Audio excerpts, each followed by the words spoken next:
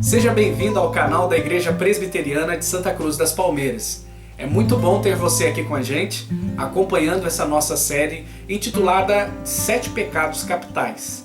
Tema muito conhecido por todos, sejam religiosos ou não, esteve presente em muitas coisas na literatura, no cinema, em novelas, enfim, e que é do nosso interesse. Porque quando fala em pecados, nós seres humanos temos muito a ver, porque em essência somos pecadores, né? Temos essa tendência ruim a fazer aquilo que talvez não convém, ou a ter valores que não fazem bem nem para nós como indivíduos, muito menos para os nossos relacionamentos com outros seres humanos e com o próprio Deus. Dessa série nós já falamos sobre o orgulho, o pecado ou o primeiro vício, que é o orgulho, versus a pobreza de espírito. Falamos também sobre inveja versus empatia e falamos também sobre ira versus mansidão versus pacificação. Hoje falaremos sobre o quarto pecado capital, intitulado por preguiça. E pega muita gente aí, não é? Na verdade não pega muita gente, veremos no final, pega todos nós. Mas antes de falar necessariamente sobre o vício da preguiça, eu quero me lembrar com você de um personagem de Monteiro Lobato, conhecido como Jeca Tatu, que se tornou muito popular na interpretação do Mazzaropi. E ele tem algumas características muito legais e que vão caracterizar bem para nós, vai mostrar bem claramente para nós esse caráter ou esse vício chamado preguiça. O Jeca Tatu era um homem pobre, caboclo e que morava no mato numa casinha de sapé. Vivia na maior pobreza ao lado da sua mulher, muito magra e feia, e dos seus filhos pálidos e tristes. Passava os dias de cócoras e pitando enormes cigarrões de palha. Ele ia no mato caçar e tirar palmitos, cortar cachos de brejaúva, mas não tinha a menor ideia ou iniciativa de plantar sequer um pé de couve atrás de casa. Jeca Tatu era tão fraco, mas tão fraco, que quando ia no mato lenhar, vinha trazendo um fechinho bem fino que dava vergonha, mas arqueado como se estivesse carregando um enorme peso. Então perguntavam para ele: por que você não traz de uma vez um enorme feixe e carrega e traga logo para sua família para não ter que ir várias vezes? E ele respondia o seguinte, e essa era a sua filosofia ou a sua característica maior: não paga a pena. Não paga a pena, ou não vale a pena.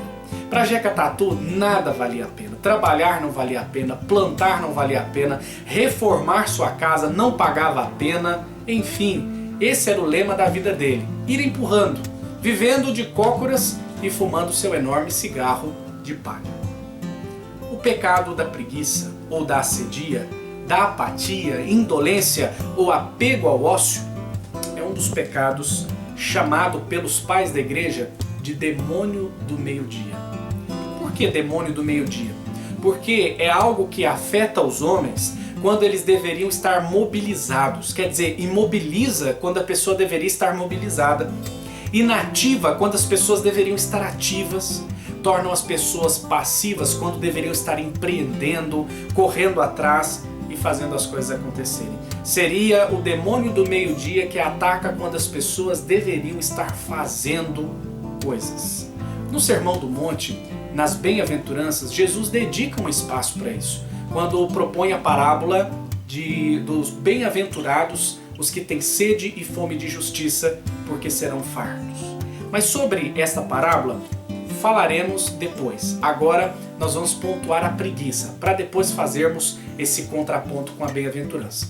A preguiça, talvez você pense que não tem nada a ver com você. Talvez pensemos que, especialmente na nossa sociedade hiperativa, agitada, hoje dormimos pouco, comemos mal por falta de tempo, temos hábitos muito ruins por causa dessa vida agitada. O trabalho geralmente é de 8, 10, 12 horas por dia. Quem é dono do seu próprio negócio trabalha às vezes mais que isso até. Isso afeta inclusive as donas de casa que não têm tempo para nada e todos os dias repete todas as suas obrigações, né? falar de preguiça nesse contexto, talvez a impressão que dá é que isso é completamente inútil, né? Mas no conceito clássico cristão de preguiça ou de assedia ou indolência, a preguiça nada tem a ver com necessariamente o ócio físico ou a indolência física, estar parado. Tem muito mais a ver com uma apatia de coração, quer dizer, uma insensibilidade. Tem mais a ver com a indisposição da alma de construir uma vida coerente. Tem muito mais a ver com a estagnação da alma ao tomar decisões ou em evitar tomar decisões. Tem muito mais a ver com a paralisia da alma na busca de um progresso, seja um progresso espiritual, familiar, pessoal, profissional. Quer dizer, essa indolência ou o pecado da preguiça, esse vício, tem muito mais a ver com a estagnação frente a coisas muito importantes que deveriam ser feitas. Existem pessoas que de corpo não são preguiçosas, mas são preguiçosas de alma. Pense nisso. Isso se revela muito claramente na nossa vida prática. Sabe como? Na preguiça que nós temos em crescer espiritualmente e crescer no serviço. Veja só, quanto tempo a gente dedica, ou com que entusiasmo nós dedicamos o tempo em leitura bíblica, em oração, em serviço na igreja, em serviço ao próximo. Veja que as pessoas são preguiçosas para isso, muito preguiçosas.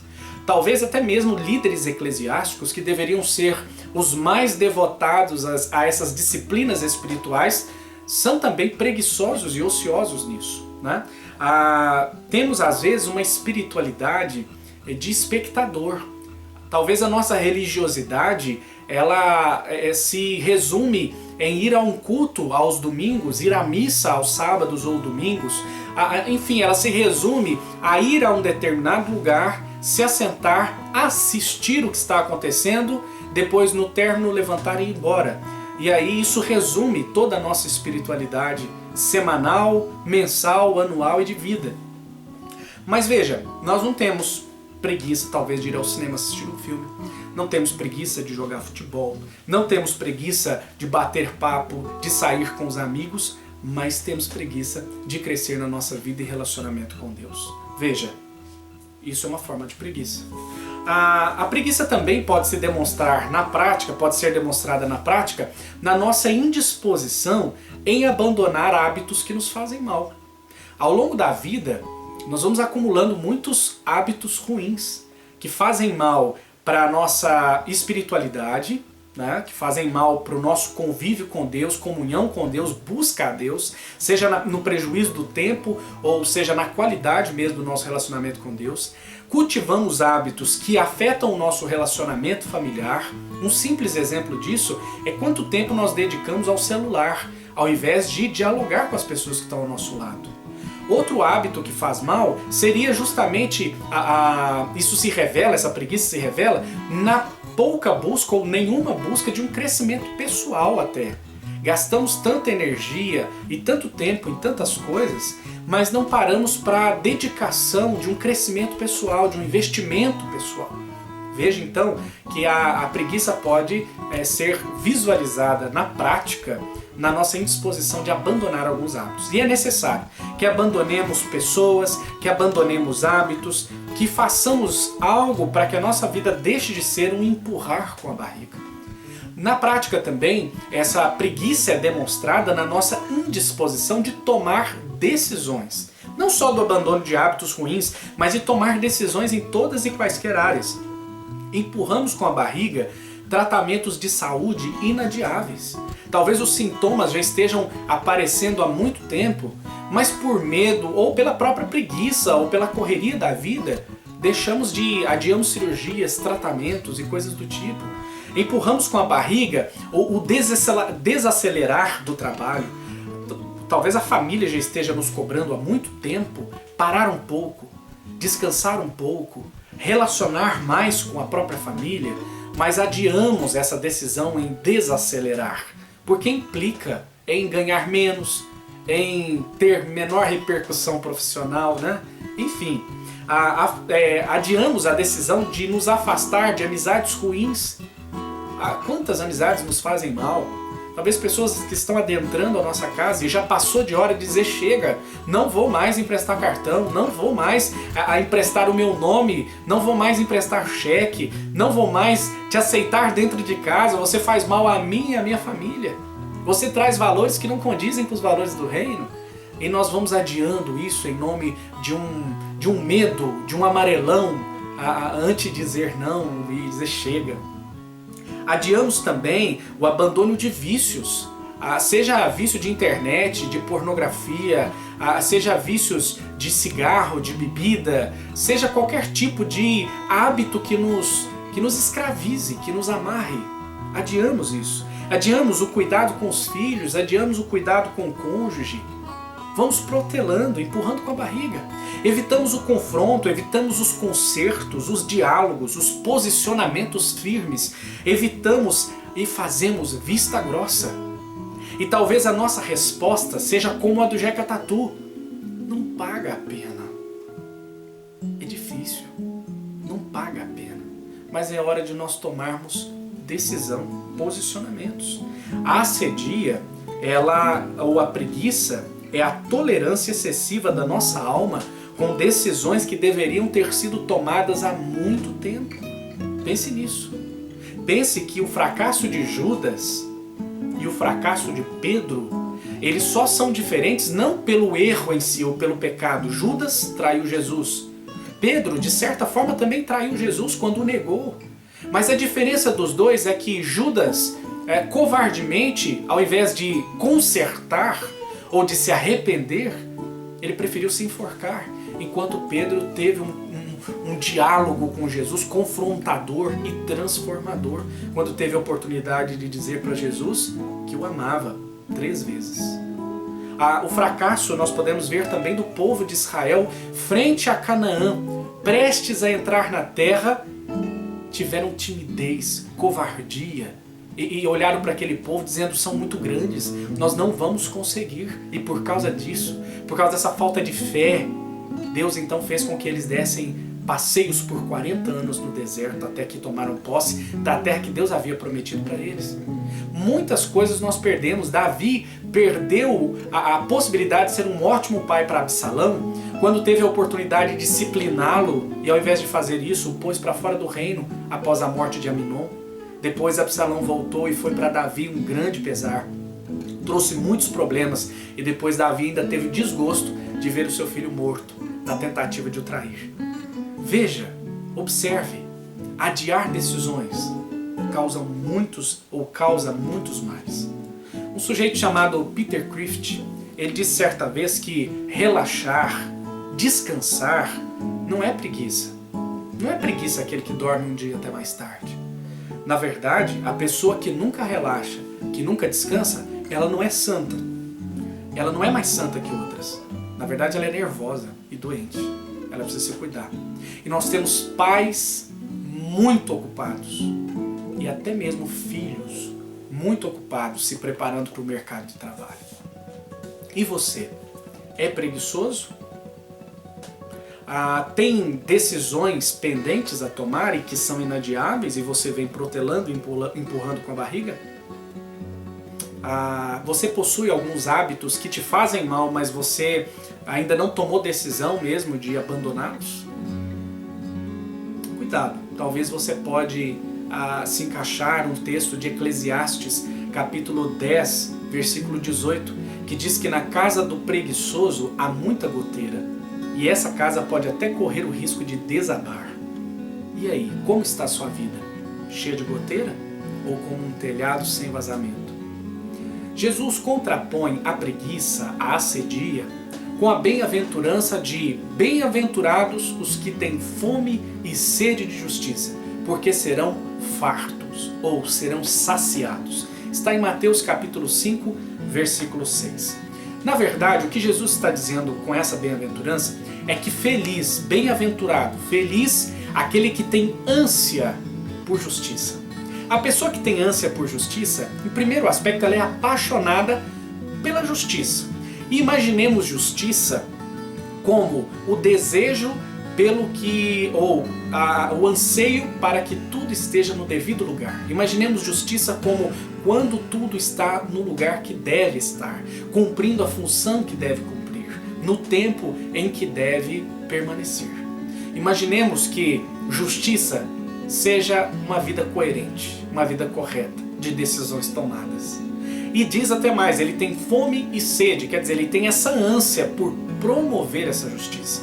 Feliz é aquele que não só quer ver todas as coisas no devido lugar, mas feliz é aquele que busca e promove para que tudo esteja no seu devido lugar. Todos os homens têm fome e sede. Vejamos que o homem sempre está em busca de algo mais novo. Talvez você viu a fila que se formou em vários países, ainda não chegou no Brasil, mas para comprar o iPhone 6. Quanta gente correu, ficou em fila. Quantas pessoas no Brasil no ano passado para assistir o show do Justin Bieber, ou este ano, não me lembro exatamente, mas pessoas têm ânsia por muitas coisas. Veja, até mesmo essa ânsia pervertida e que se torna um vício também, o avarento. O avarento ele tem uma ânsia por possuir coisas. Veja também o guloso, o que tem o pecado da gula, ele é obstinado por satisfazer os seus desejos. A gula nada mais é do que o grito de que está faltando algo, eu preciso ser preenchido. E eu não vou saber te dizer exatamente quem é o dono dessa frase, porque ela já foi atribuída a tanta gente, mas há um vazio no coração do homem do tamanho de Deus. O problema é que todos os homens têm fome e sede, mas infelizmente nem todos têm fome e sede por justiça. E a justiça nada mais é, em primeiro lugar, ou em primeiro estado, o próprio Deus. Deus é o Deus de justiça. Deus é santo. Deus é justo. Deus é a justiça em si. Tanto que quando Jesus conversa com a mulher samaritana e diz para ela, se você soubesse quem te pede água, você é que me pediria e eu te daria a água que mata a sede para toda a eternidade. Jesus é aquele que veio matar a fome, é o pão vivo. É aquele que veio matar a sede, a água viva. A fome e sede do homem, ela começa a ser saciada, em primeiro aspecto, quando nós temos fome e sede pelo próprio Cristo. Quando nós entendemos que essa busca, esse vazio que há dentro de nós, esse despender do homem sempre para criar, fazer, acontecer, ele está irrequieto, nada mais é do que a ânsia por se encontrar com o Criador, se encontrar com aquele do qual ele se separou, e ele morre de anseio por encontrar de novo. Então, imaginemos que a fome e sede por justiça, ela se manifesta essencialmente começando por fome e sede do próprio Deus. E depois, sendo um cidadão do reino, quer dizer, alguém que já se encontrou com Jesus, se tornando da família de Deus, é impossível que esse cidadão, que esse indivíduo, viva uma vida em que a filosofia dele seja filosofia de boteco. Deixa a vida me levar, vida leva eu. É impossível que um cidadão do reino se contente com uma vida de empurrar com a barriga. Pelo contrário, o cidadão do reino, ele ama a justiça, cada coisa no seu devido lugar. Quer dizer, eu aqui como criatura, adorando e servindo ao Criador, isso é estar no devido lugar. Eu como indivíduo, como cidadão do reino, promovendo justiça. E não só ele ama a justiça, mas ele promove, ele tem fome e sede por ela. É um cidadão que resolve, que discute, que corrige, que muda, que se converte, que conquista, que cresce, que se relaciona. Paga a pena, paga muito a pena. Vale muito a pena viver uma vida com propósito. O que não vale a pena é ter aquele vazio no coração todos os dias. É chegar ao fim de uma vida e não entender o que ou por que você veio aqui. Por que da sua existência? Isso não paga a pena. Uma vida de ócio, de preguiça, só vai nos levar ao fim amargo de não entender por que existiu. Uma vida sem propósito não resolve nunca resolve nada. Sempre adia, sempre empurra, nunca faz absolutamente nada. Nesta batalha, a minha pergunta franca a você é: nesta batalha, quem vence no seu coração? A preguiça ou a fome e a sede por justiça? Quem vive na preguiça é uma pessoa que até corre muito, que faz muito, que trabalha muito, mas adia todos os dias decisões inadiáveis. Quem vive na busca ou na promoção por justiça é aquele que até corre, pode correr, mas ele não corre de decisões inadiáveis. Ele vive de fato e definitivamente uma vida com propósito. Eu desejo do fundo do meu coração que você viva uma vida com propósito, que você possa experimentar o plano de Deus para você e o plano dele maior, ou o propósito dele para o seu povo, que é a igreja, e que você esteja inserido nela. Que Deus te abençoe.